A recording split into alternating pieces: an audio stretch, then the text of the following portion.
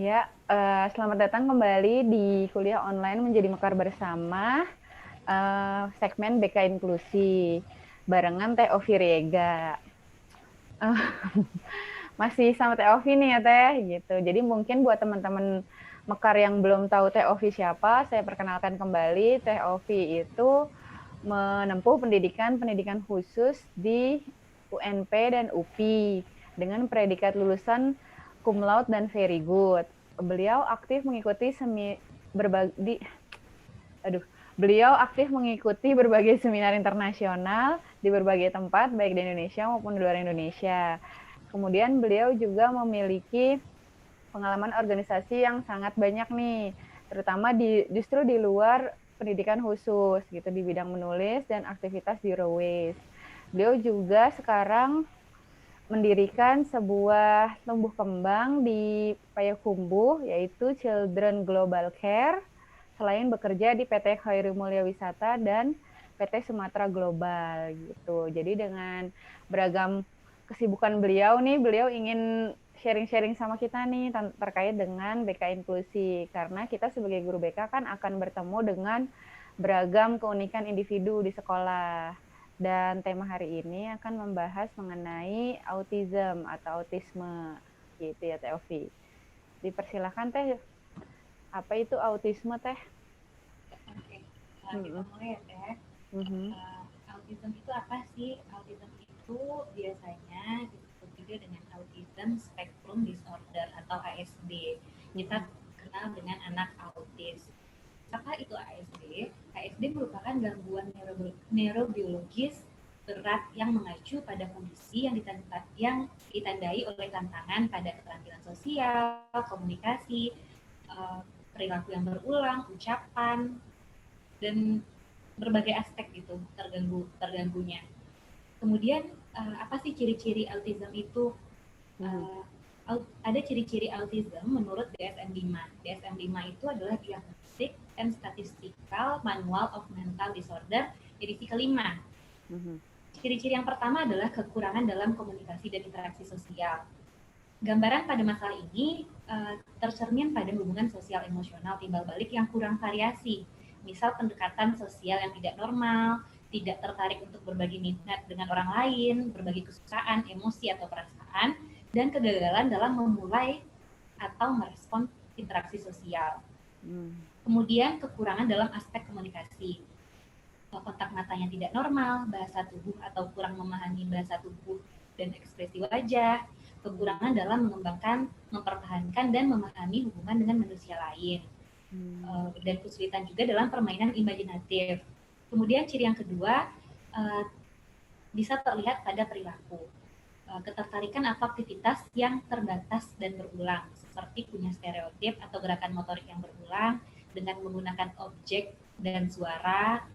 Misalnya anak-anak habis nonton Shopee nih, habis dengar iklan Shopee, Mhm. Shopee, Shopee gitu. Itu salah satu contoh stereotip. Yang kedua, bersikeras menyukai kesamaan seperti stres pada perubahan kecil. Misalnya jalan ke sekolah tuh harusnya dari sini, jalan ini ke jalan ini, sampai di sini. Nanti apabila diganti jalannya, maka akan mengamuk. Jadi dia bersikeras terhadap perubahan gitu. Mhm. Minat yang sangat terbatas, terpaku pada ketertarikan terhadap sesuatu yang tidak normal pada intensitas dan fokus. Kemudian dapat hiperaktif atau hipoaktif terhadap sensori input dan minat yang tidak biasa, contohnya respon terhadap rasa sakit, cahaya, atau rangsangan lainnya. Gitu, Mhm. Teh. Wah, nah itu ciri-cirinya itu harus ada semua gitu Teh. Kalau misalnya ada beberapa aja gitu, misalnya kayak memang cenderung lebih minim respon gitu kalau dikasih input sensori dan ternyata rigid orangnya gitu, tapi nggak Iya. semua gitu gimana Teh? Mm. Kalau kita merasa ada gejala salah dua atau tiga gejala, itu lebih baik di asesmen Teh, menggunakan Oh, DSM-5 tadi gitu. oh Walaupun gitu. tidak semuanya, tapi merujuk kepada uh, ciri-ciri yang tadi ada, lebih baik Mhm. kita lakukan asesmen lebih lanjut. Oh gitu. Tapi kalau yang disebut autis memang harus semua ciri itu ada ya Teh? Tidak harus semua sih Teh, cuman Oh uh, gimana? ketika nanti ada presentasinya juga sih, ketika anak Oh, bisa disebutkan autis. oh gitu. Nah, berarti kalau misalnya di sekolah itu nanti ada autis ringan kah Teh atau gimana Teh? Atau Skalanya jarang uh, disebutkan sih kayak autis ringan atau gimana, palingan ketika dia tantrum atau menyakiti diri sendirinya lebih berat tuh biasanya disebut autis berat, tapi tidak ada skalanya kayak Aiki ya Teh. Aiki kan ada Oh, ini Aiki segini gini gitu. oh gitu, baik Teh.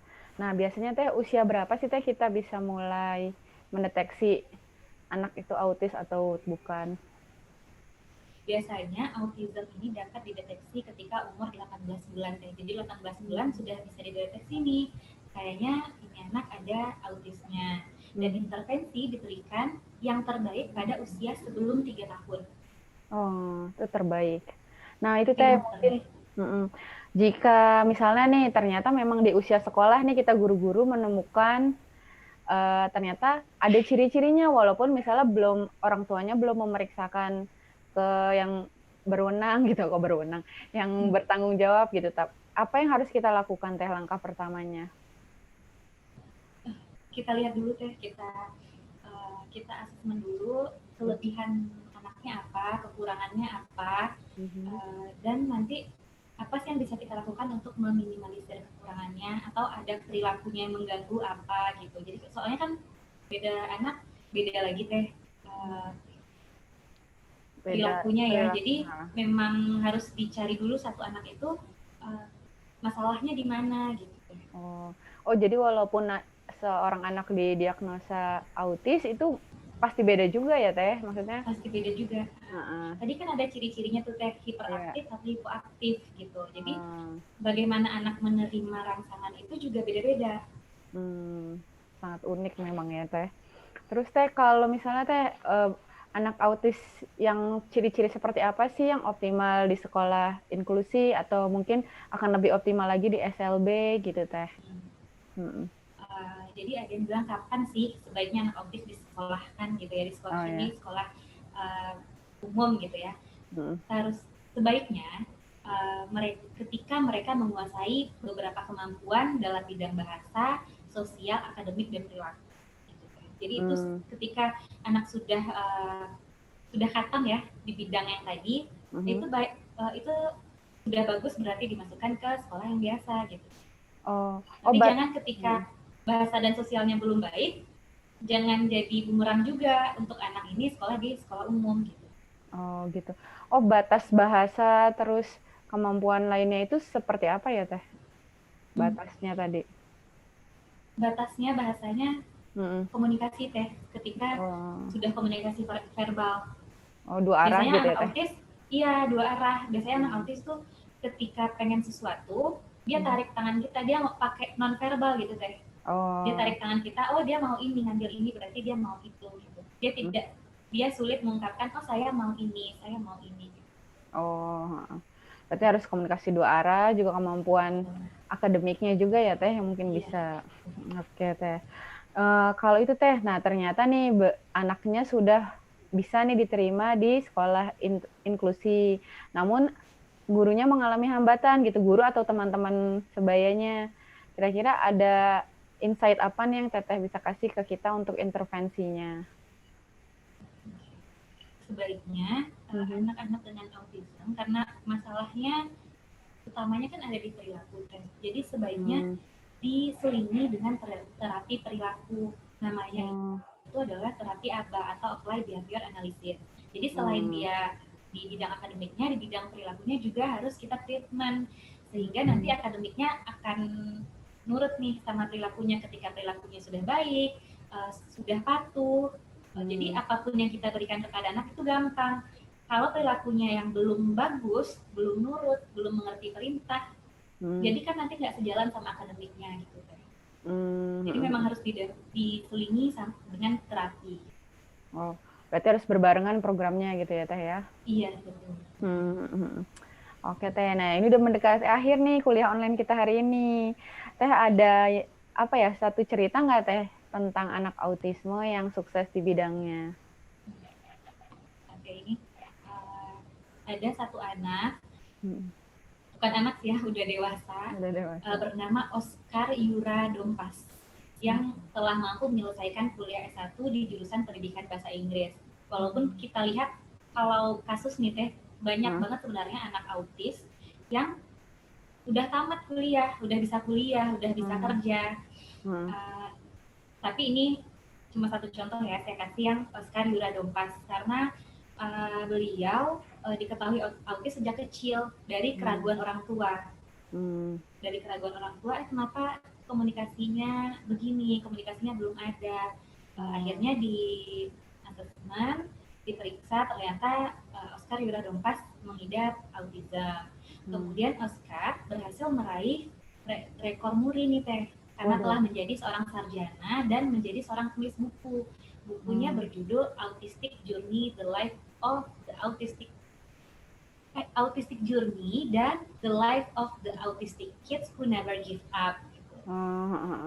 Nah itu Teh, berarti dia orang Indonesia ya Teh? Oscar? Iya, orang Indonesia. Nah itu bisa seperti itu berarti ada sembuh atau gimana sih Teh sebutan untuk anak autisnya? Sembuh. Sebenarnya ini juga sedang jadi permasalahan sih Teh, kata-kata sembuh atau tidak bisa sembuh. Jadi ada beberapa ahli yang bilang autistic is curable, autistic itu bisa disembuhkan, dan ada beberapa ahli lagi yang bilang autistik itu bawaan, jadi tidak bisa disembuhkan, hanya bisa diminimalisir. Yang tadi perilaku yang tadi gitu Teh. Oh, berarti bisa seperti kita semua gitu ya Teh ya. Bisa optimal. Iya. Nah, gitu. Bagaimana cara lingkungan mereka memperlakukan mereka gitu. Berarti ya salah satu perannya guru dan teman-teman sebayanya mungkin ya yang bisa bagaimana menemukan nilai positif si anak dan bisa mengoptimalkannya. Gitu sih. Jadi buat teman-teman guru nanti, teman-teman guru BK yang ketemu sama teman-teman yang unik nih autisme, ternyata mereka bisa loh dioptimalkan potensinya gitu dan dikembangkan gitu. Ada boleh sharing satu kasus nggak Teh? Boleh Teh. Jadi waktu itu ada seminar, ada anak autis di suatu universitas swasta di Jakarta. Jadi dia punya kebiasaan gitu Teh, dia suka lihat temennya di kamar mandi, di toilet. Jadi kita mikirnya, kenapa ya dia suka lihat temennya di toilet? Itu sama cara jenis pandang gitu, kita. Maksudnya ngelihat? Ya, sama jenis. Ngelihat nih, pandangan kita, kok gitu ya, ada kelainan seksual atau gimana gitu kan Teh, kalau pandangan kita. Dan ternyata jawabannya adalah dia nggak tahu gimana cara menggunakan toilet duduk. Jadi dia mau lihat temennya gimana cara menggunakannya. Karena di rumahnya pakai toilet yang biasa. Yang jongkok. Jadi cara pandang kita juga sangat berpengaruh ternyata. Itu kan sebenarnya kasus yang sangat simpel ya. Tapi ternyata cara pandang kita melihat mereka itu juga penting gitu Teh. Ternyata dia hanya ingin meniru gitu ya Teh ya sebenarnya. Iya, hanya meniru karena dia nggak tahu, dia tidak bisa mengungkapkan ini gunanya apa gitu. Nah berarti mudah-mudahan nih kalau kita udah tahu ciri-cirinya, misal udah kenal potensinya, sudut pandang kita jadi berubah juga ya Teh ya. Iya. Baik nih nanti sebagai temen nih, nanti teman sebaya nih yang kalau misalnya dengerin video ini ataupun sebagai gurunya ataupun orang tuanya bisa, ternyata anak ini yaitu bingung cara mengkomunikasikannya gitu ya. Gitu sih. Nah, alhamdulillah nih udah keren banget nih sharing-sharing hari ini gitu buat teman-teman yang punya pengalaman dengan anak autisme ataupun sahabat-sahabat kalian yang autisme bisa sharing di kolom komentar gitu. Nanti kita masih ketemu lagi sama Teh Ovi. Jadi untuk pertemuan hari ini saya cukupkan dulu. Jangan lupa di-subscribe menjadi Mekar Bersama. Terus bisa juga di-share kalau memang informasi di video ini bermanfaat. Oke. Saya tutup dengan Assalamualaikum warahmatullahi wabarakatuh.